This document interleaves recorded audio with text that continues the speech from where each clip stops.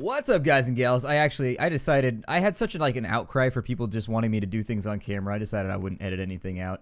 I wasn't editing it in the first place. I'm not going to omit anything.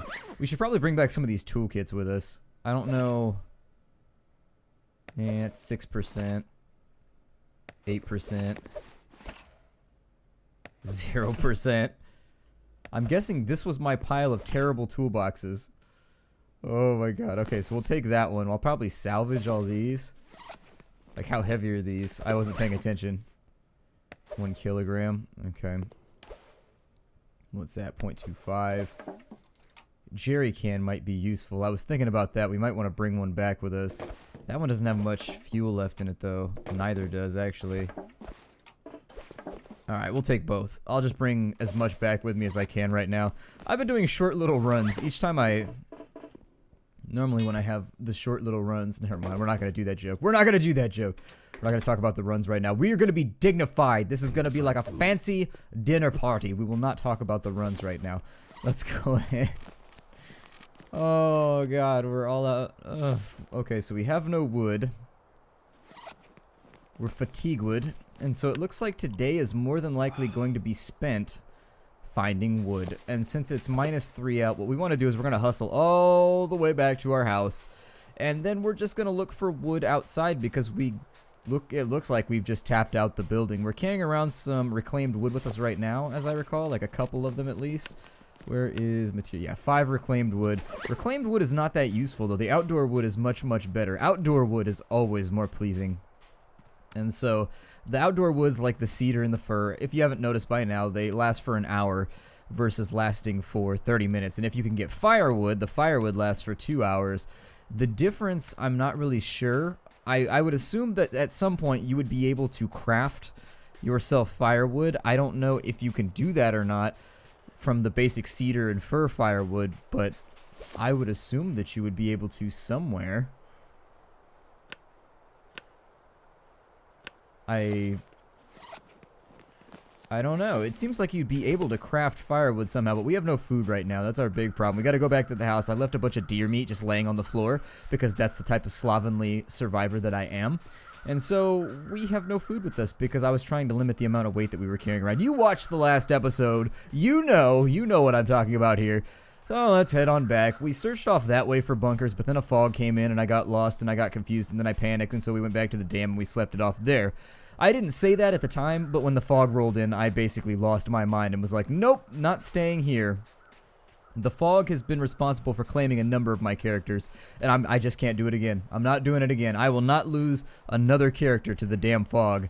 Just wandering around in darkness everywhere, not knowing where I'm going, just bumping into things, bruising myself, battering my eyebrows, or as I like to call them, my eye mustaches. My iBeards. I like that one better. I like iBeards better, although that sounds like something they try and sell you at a, like, Apple Genius store. Be like, purchase the iBeard. And be like, no, Mac Genius, I will not purchase anything that you're trying to sling on me. You cannot make me. You cannot force me, Mac Genius. He's like, well, I am empowered by the spirit of Steve Jobs to force other people to do my will. I don't know if you knew that, but when they hire us here, that's the special power that we get. It's kind of like compelling people if you're a vampire. It's a little bit like force persuasion, but it's a benefit of the job. It's something that we all know how to do. We don't use it very often because there are various legalities surrounding convincing people, but just be aware that you're going to purchase this iBeard / handwave. Oh god, let's go back off this way. I guess I don't even know where to explore anymore. People have told me that there's a bunker, and there's another place that we haven't been. There's another resort that we haven't been to. So you know how there's the ski resort or whatever down by the lake? People are the fishing resort. People have said that there's another one around here somewhere. The map doesn't feel that big to me, but I guess it's probably here somewhere. I've been trying to figure out when I want to do a cutoff for this series. And I was looking at 25 days seems to be about right. We're approaching kind of the 20-30 episode mark pretty soon. I think this is episode 20. I'd like to get 30 episodes in. I don't want to like dedicate to anything.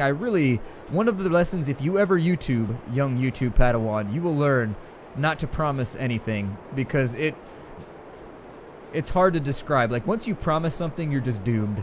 And so I don't want to be like, we are doing 35 episodes, because right around the time I do that, episode 22 will like break the game and delete itself, and just like weird things will happen. And so YouTube Padawan, never make promises and never make anything solid ever. Just let it always be a maybe, because anytime you set solid plans on things, everything goes wrong. At least that's my experience on YouTube. I don't know if that's other people's experience on YouTube, but it's mine. Cook the venison. Cook the venison. Go into my tummy. Alright, cook the venison. Go over here. Oh good, it's still at 70%. Watch, food poisoning. That's what we're gonna get next. Watch. Nom nom nom nom nom nom. Eat my quarter of deer a day. A delicious quarter deer. I'll take 2 quarter deers and a large fry. Okay, so we've got wood over here. What we want to spend the rest of the day doing is searching for more wood. And so, oops, I'm scrolling through the wrong thing here. We're going to drop, actually, let me make a real wood pile here somewhere. I'm going to pick you up. I didn't realize that I had 2 reclaimed wood. I need to organize myself better. That's what I'm running into too, is I'm just, come on, pick it all up. Yep, break your spine. There you go. Step on a crack and break your mother's back. There we go. And so we've got all that. Wood is going to go over here. So I'm going to back into this corner, and I'm going to drop some wood. Bam. Wood dropped. Taken care of. Wubba wubba dee dee. I had to drop it like the base. I had to drop it like the base. Now I'm going to put my cloth over here. This seems like a good spot for cloth, even though we only have 2 of it. Leather shall go beside the cloth. There we are. And scrap metal shall go over... How is that doing on storage? Can I fit scrap metal in here? Let me look. Cabinet? Can I shove scrap metal inside of you? I cannot. I cannot. Okay. Well, then what I will do is I'll take some of this stuff and let's just make a pile of scrap over here. A pile of scrap and crap. Scrap and crap. That sounds like the greatest name ever if you were to open your own like dump or salvage yard. That's totally what I would name. It's already a salvage yard. It's not necessarily the most dignified of workplaces. So I would just call it a scrap and crap. That would be awesome. I'm like, welcome to the scrap and crap. Can we scrap your crap? It's like a scrapyard modification of Welcome to Good Burger, home of the Good Burger. Can I take your order? Let's go back over. Did I do that right? I don't know if I quoted that right. I hope that I quoted that right. Otherwise, I'm going to feel like an idiot because I just watched Good Burger like 2 days ago. I'm a dude. He's a dude. That was like the first time I ever heard Less Than Jake, I think. What else am I carrying around? Food? Oh, yeah, I've got food. So let's go ahead and deposit that in our stash over here. There we go. Pork and beans. And then... Dandy bar and energy bar will go on the floor. We need to get some more water too.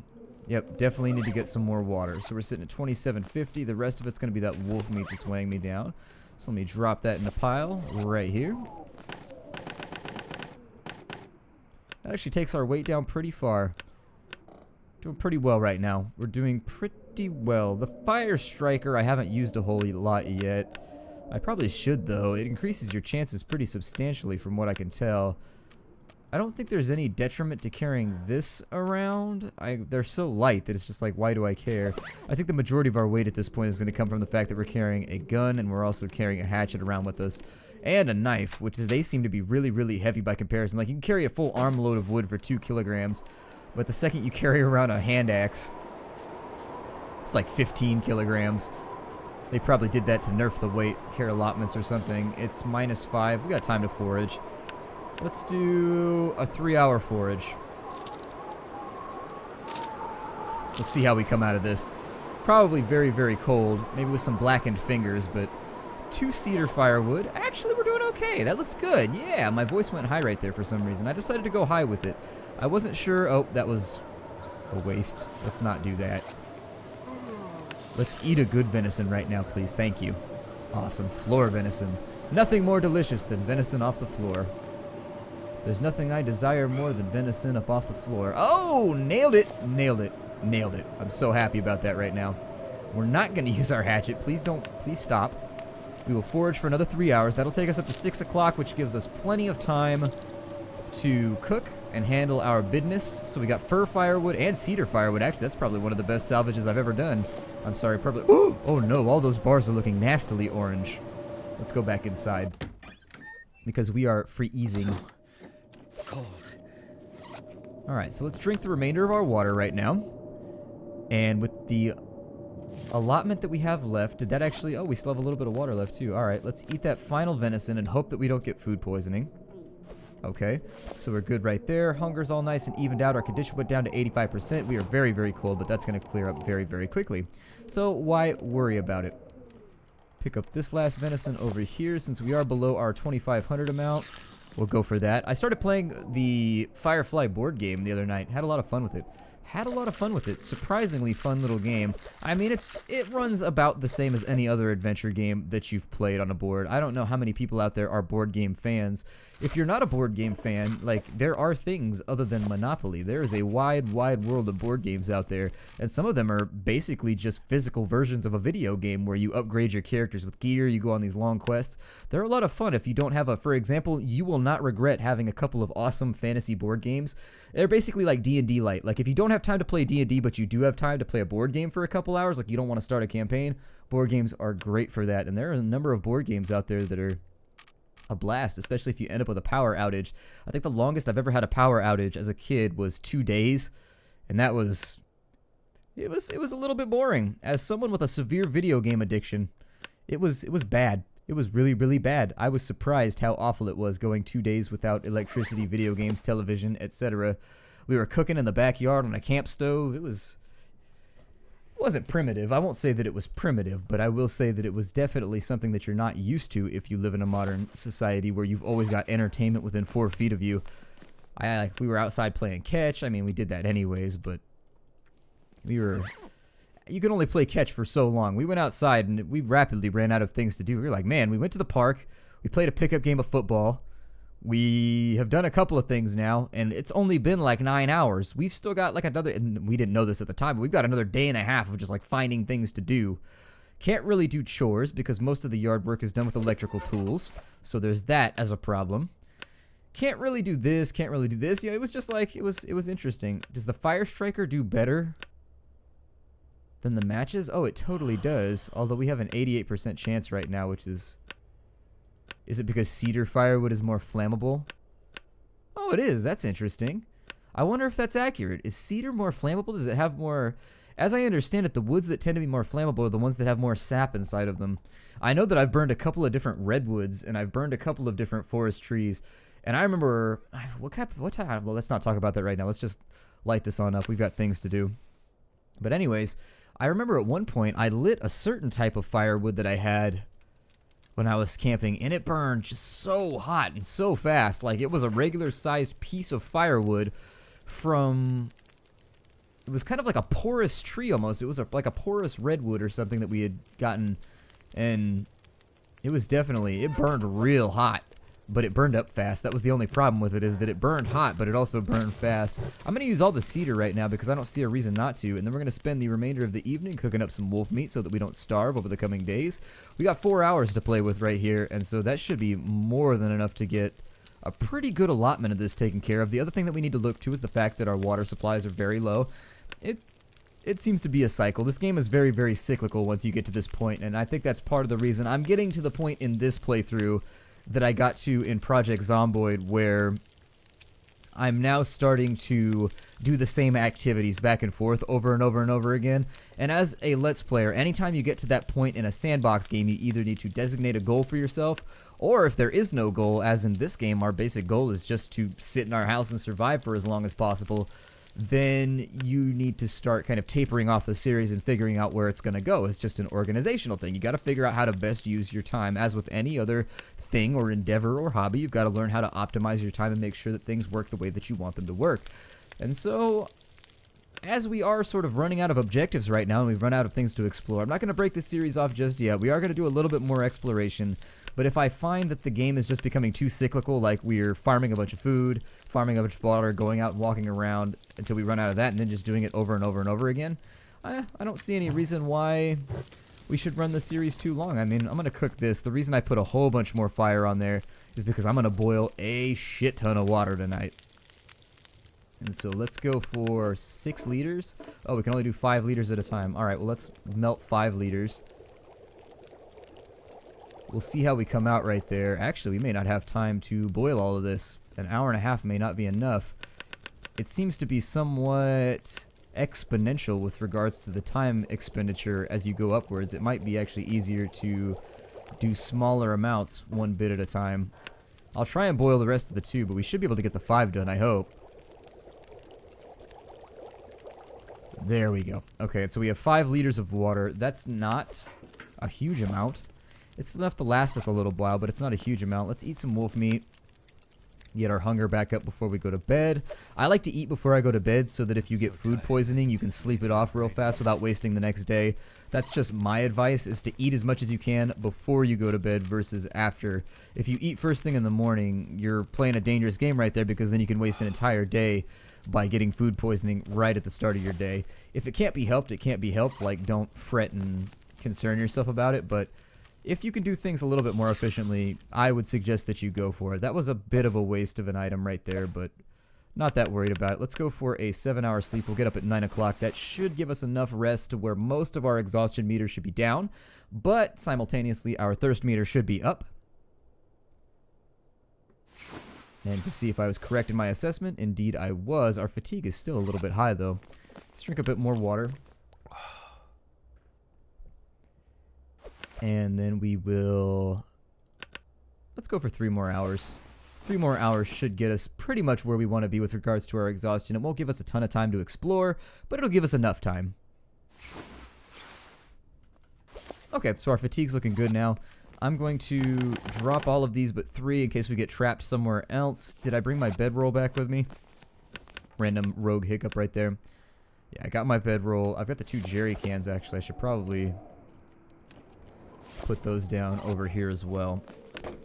It's extra weight that I don't need to carry around, so I might as well take one last look for anything. Oh yeah, sewing kits too. We'll drop those. Obviously we don't need those right now. Tinder plug's not that heavy. I think we're looking pretty good. I think that things are suitable. We've got a little bit of extra firewood over here. We've got maybe 6 reclaimed wood that we can use. I'll probably end up having to salvage for more meat pretty soon, or scavenge for more meat pretty soon. But for right now, I'm only really interested in going out and exploring, and so that's what I want to do, so that's what we're going to do. And if it puts our game in jeopardy, well, so be it. We've lived long enough as is. I've unlocked my fair share of achievements at this point. Feels like -5 outside, but it should get better. It should get better. At least I hope it will. That's what I'm telling myself. The places we have not searched.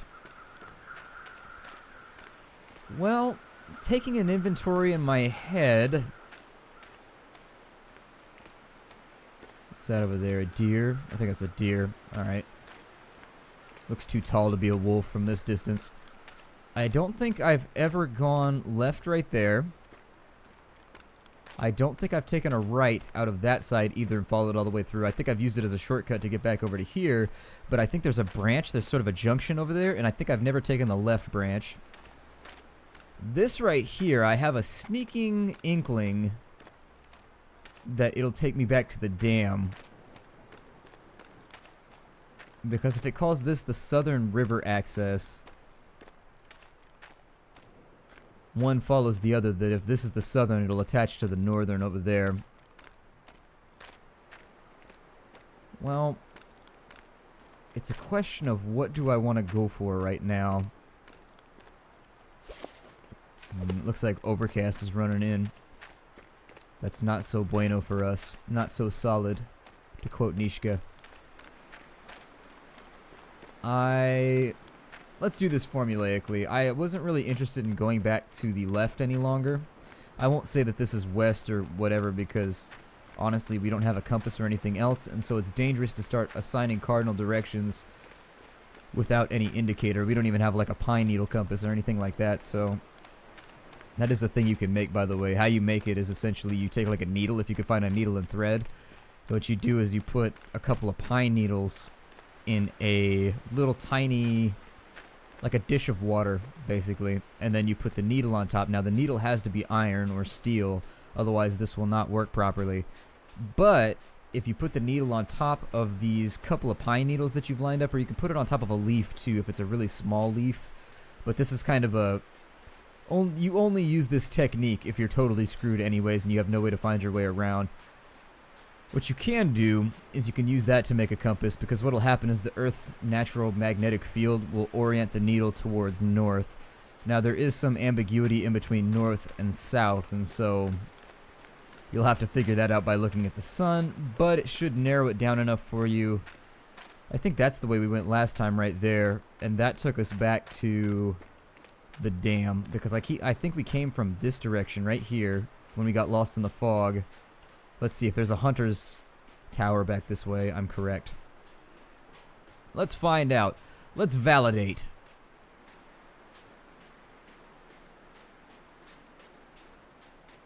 And is it there? And validated. Okay, so the tower is over there. So we've got this area charted out. We know what this is. We just got to invest kind of this to memory so that we don't forget it ever again.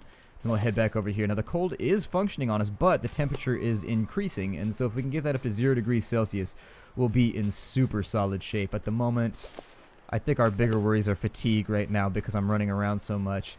I think it might be worth the effort to try and get up on top of one of these hills and maybe get a skyward advantage. Or a skyward vantage. I'm sorry, there's no ad on the front of that. It is not a YouTube video, and therefore we will not affix ads to the front of it. It will just be a vantage, not an advantage. I think I will try and find a way up there, and we'll take a bird's eye view of everything for just a second and see if maybe we have any telltale signs that there might be something for us to scavenge, explore, or find in any of the directions around us. So I guess up we go. I'm really happy we managed to find a way up this hill. I was slightly worried that the hill would be too steep and we wouldn't be able to make our way up it. Now be careful when going down these hills, because these hills tend to get you. I don't know if it's because of a bug in the code or if it's just the way that the game is programmed, but you tend to sprain your ankles a lot going down these hills. In real life, I would suggest walking down sideways, because that's what I do when I go down very, very steep inclines while I'm out rock climbing or otherwise doing geology. You typically want to walk sideways very, very carefully. That's the best way to do it. And even that won't save you sometimes. I've done my fair share of tumbles down the side of a mountain. None fatal so far, as you might be able to tell, but a couple that definitely felt like they were going to be. I remember one specifically where I was standing on a stone, a big boulder, and there's a giant gap with probably a 12-foot fall on every side of the boulder except for one, and I had to jump across this little mini chasm. But the problem wasn't that it was a 12-foot fall, it's that at the bottom of a 12-foot fall it was all shale and it was all kind of this flat runoff, so the second you hit that you knew you were going to slide, and you were probably going to go a good 20 feet, a good 20-25 feet down the hill before you stopped. It was going to hurt. It was going to hurt real bad. I don't think it would have been fatal, but damn would it have hurt for a second. And so I had to jump over, and the problem was I had my rock hammer on my belt in its little holster. And when I made the leap from one boulder to the next, the one boulder was slightly down from the other one, and so there was a bit of a fall. And when I fell, it's hard to describe, but the rock hammer rotated on my belt. And so when it rotated on my belt, it's basically like I had this handle of a hammer sticking off of me. And the handle of the hammer is reasonably long. It's probably about 13, 14 inches or so. And so when I landed on the other rock, my hip slammed into the rock wall right there by nature of the handle sticking out, and it kind of gave me a little bit of this rebound. So I jumped and I hit the wall and I bounced back a little bit and I slipped and I almost fell off and would have fell about 12 feet backwards off the rock, and that would have been bad. Luckily, I whipped out with my hand real fast and grabbed a handhold that was sticking out off the wall, and it wasn't a sturdy one, believe me. It was basically an act of desperation. But it held my weight. I was really surprised. I figured I was going to grab onto it, it was going to snap off the wall, and I was still going to go. I was already ready for it, and I was beginning to tuck because I knew it was going to be like that, but I don't know. Seems to have come out okay. Fun stories in geology, I guess. A lot of times what I find is that storms roll in while I'm doing work, which is really a frustration. I don't see nothing out here just yet. The cold is growing on us a little bit. Let me eat some food. Keep ourselves topped off for a minute. Not a pleasant dinner, not one spent by candlelight or by the fire, but Eating out in a freezing blizzard alive is better than not eating out in a freezing blizzard and being dead and starved. So I'll take one. I'll take one. Another time I was out in Dublin Hills in Southern California, and I was mapping out in Dublin Hills, and we got rained out on that one. That one was kind of an interesting thing. My partner and I were all the way up the mountain. Like, we were way up the side of this mountain. Like, to where there was no real way to get ourselves off the mountain before the storm hit. And so I'm really, really bad at judging height. It's just something that I've never been good at. As I recall, I think we were probably about...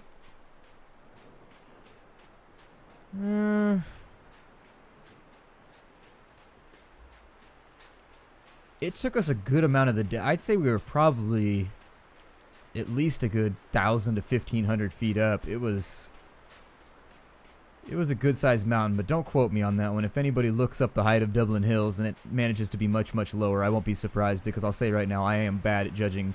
I have two problems here. I'm bad at judging height, and I'm also a skillful exaggerator. And so I like my stories to be big. I like them to be booming, and so I tend to over-exaggerate things too, just in passing. And so if anybody looks it up and it happens to be wrong, I'll admit to it now. I won't be ashamed. I'll be like, okay, I was wrong. Because I am really, really bad when it comes to heights. But we were all the way up this mountain. Take that what you will. And we're sitting in a cave on the side of the mountain. And this storm rolls in. And there's... Oh, sprained ankle. Damn. Okay, so let me take some pills.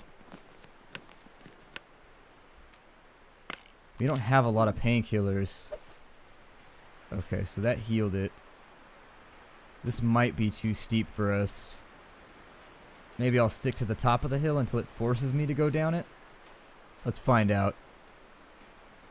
But anyways, we're all the way up the side of this mountain, and we see this storm rolling in, and there's no way we're going to get down the mountain in time before the storm hits. And if there's one thing worse than going down a treacherous mountain, it's going down a treacherous mountain in the rain with 25-mile-an-hour winds. And so we decide to hole up and just wait for it to pass. Because desert storms, they don't tend to stick around very long. It'll be like monsoon for like 25 minutes, and then they just tend to dissipate. And so we huddle down in this cave on the side of the mountain, and we've got rock hammers on us, and so obviously tongues of lightning start to fire off in the sky, and so we're like, alright, so we got to get rid of these hammers. We have these stainless steel hammers, we have a bunch of surveying equipment with us, so we take all of that and we dump it outside of the cave, and we just sat there on the side of a mountain watching the storm roll in, lightning going off, trying to keep the rain off our heads. We put our ponchos on and everything because rain, it was blowing sideways. I mean, the wind was bad enough to where the rain wasn't going downwards, it was pretty much moving sideways.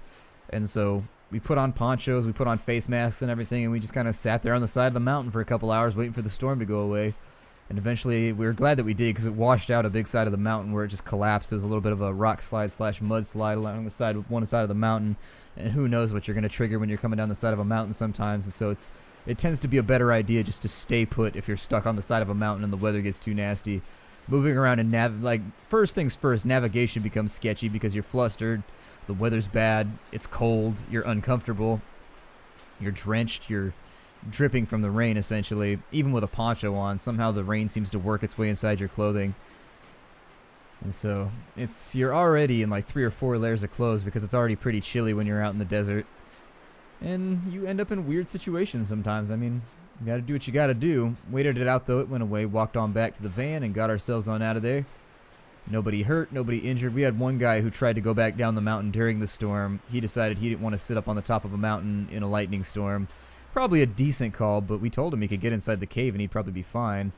I mean, lightning's not going to curve around unless you got something metal on you, and we dumped all our metal stuff outside the cave. But he wanted to go back down the mountain, and go down the mountain he did, and he ate shit on the way down and ripped his arm open pretty good. That was why the rest of us didn't do it. It seemed a little too risky. Taking risks. Taking too many risks. Well, I think this just loops around and goes back to our cabin. I don't think this actually accomplishes anything right here. I don't think I can get back up into the mountains that way. I would like to see what's further left, but I think the best way to access that is more than likely going to be related to going left down the train tracks and then taking a left from there. I think we've just about hit everything. The only thing we're looking for at this point is just hidden stuff, and then I'm doing cartography in my head and just dedicating everything to memory at this point. It's fun though. We're telling geology stories, camping stories, and fun stuff. I think we're just about out of time in this episode. I've lost track of my timer yet again, and so I think that this is actually, it feels like this has gone a little bit long. My name is Splattercat. Thank you for joining me here at the Nerdcast for the next episode of The Long Dark. I look forward to seeing you all in the next episode. Take care, everybody, and I do.